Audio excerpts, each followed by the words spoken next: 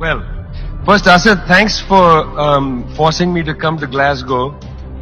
When I walk the streets of cities like this, Glasgow was the UK's second most important city. Beautiful buildings, beautiful streets, a gorgeous city. It had Red Clydeside in 1919, the uprising to create a Soviet in Scotland. But it was, crushed, of course. When I see cities like this, I think also about the other side of it. There's a phrase from Walter Benjamin, every monument of civilization is also a monument of barbarism. I think of the famines in Bengal, the jute workers in Bengal sending jute to Dundee through the Glasgow port. I think of human beings from Africa enslaved and brought from Ghana to the New World, and all those prophets getting sucked into cities like London and Glasgow.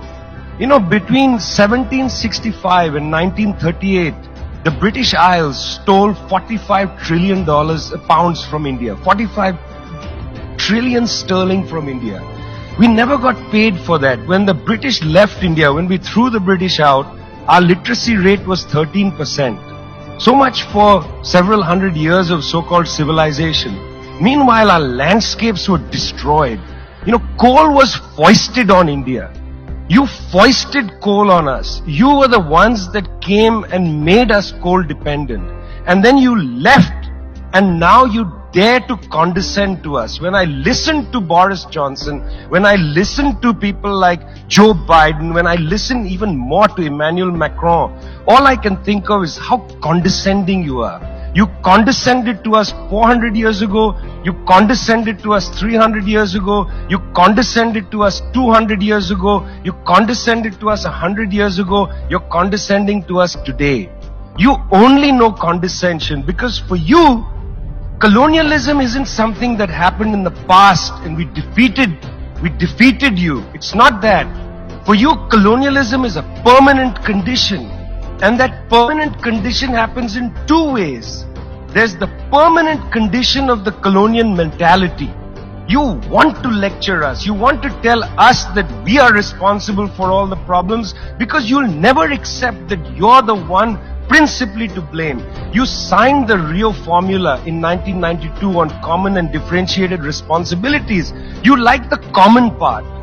You like the common part. You like to say we're all in this together and so on. We're not in this together.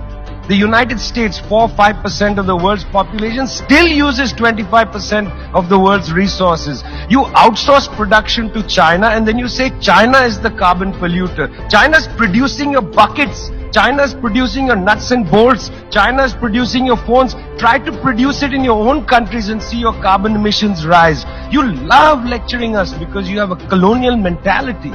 Then there are colonial structures and institutions.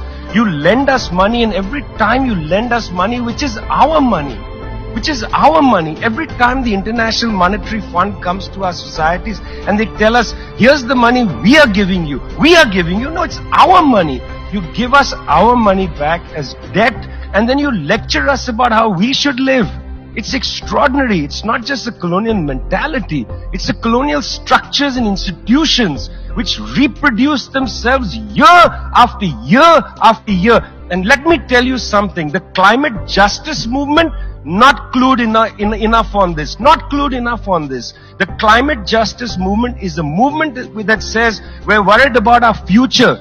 What future? What future? Children in the African continent, in Asia, in Latin America, they don't have a future. They don't have a present. They're not worried about the future. They're worried about their present. Your slogan is, we're worried about the future. What future? That's a middle class bourgeois Western slogan. You got to be worried about now. 2.7 billion people can't eat now. And you're telling people reduce your consumption. How does this sound to a child who hasn't eaten in days? You've got to clue into this, guy.